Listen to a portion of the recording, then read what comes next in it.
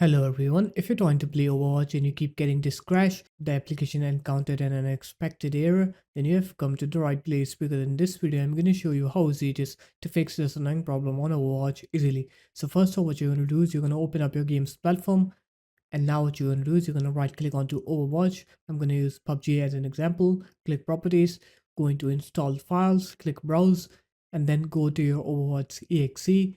So just find your exe file. After that, what you're going to do is you're going to right click on the exe file, click properties, go into compatibility, click disable full screen optimizations, and click run this program as an administrator. After that, click apply. Okay, and now what you're going to do is you're going to make sure that your game's files are verified. So what you're going to do is you're going to go into install files again and then click verify integrity of game's files on Overwatch and let it verify the game's files.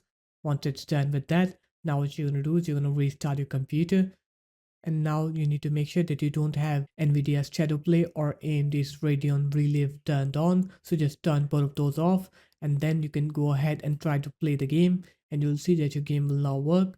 So yeah, it is guys, that's how easy it was. If you guys found this video helpful, make sure to leave a like, comment, and subscribe to the channel, and I'll see you in my next video. Peace.